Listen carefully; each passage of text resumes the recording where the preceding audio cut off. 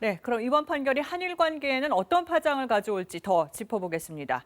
김경진 기자, 이 앞서 일본 반응도 봤는데 이번 판결을 외교적으로는 어떻게 봐야 할까요? 이 지금의 한일 관계는 1965년 한일 청구권 협정에 기반을 두고 있습니다. 네. 5억 달러 경제 지원으로 모든 대일 청구권을 포기했다는 건데 네. 그런데 2018년에 일본 기업의 책임을 묻는 강제징용 배상 판결이 나왔죠.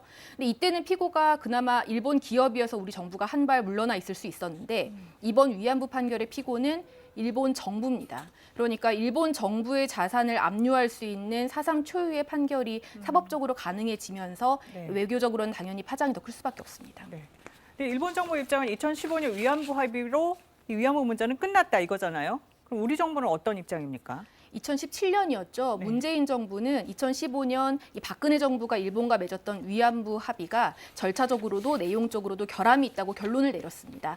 그런데 이 합의를 파기한다고 선언한 건 아니에요. 네. 다만 이 합의로 만들어진 화해치유재단을 해산하는 등 사실상 무력화시킨 상태였는데요. 그런데 오늘 외교부가 이번 법원 판결에 대한 입장을 내면서 뭐라고 했냐면 2015년 12월 위안부 합의가 양국 정부의 공식 합의라는 점을 상기함이라고 했습니다. 네.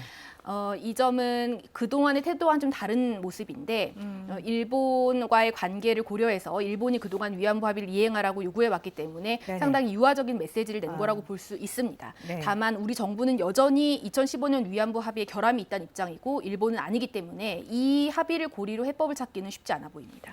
그러니까 안 그래도 꼬여있는 한일 관계가 좀 더 어려워질 수도 있겠네요. 그렇죠. 강제징용 배상 판결에 지소미아 문제, 수출 규제 문제, 이번엔 위안부 합의 문제까지 더해져서 상당히 풀기 어려운 고차 방정식이 됐다고 볼 수 있고요. 네. 그리고 앞으로 출범하게 될 미국 행정부의 변화도 고려를 해봐야 합니다. 이 바이든 미국 대통령 당선인은 2015년 한일 위안부 합의를 중재했던 인물이고 본인 스스로를 부부관계를 복원시키는 이혼 상담사라고 회고할 정도거든요.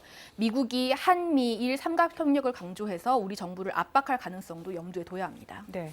김 기자가 고차방정식이라고 표현을 했는데 그러면 이 문제 어떻게 풀어야 합니까? 일단 우리 정부 공식 입장은 이 법원의 판결을 존중하면서 일본과의 외교적 해법을 찾겠다는 건데 정말 어려운 숙제죠. 네. 이 전문가들은 도쿄올림픽 등을 계기로 해서 여러 가지 문제를 한 테이블에 올려놓고 이른바 패키지 딜을 추진하는 방안도 조언하고 있습니다. 네. 김경진 기자 잘 들었습니다.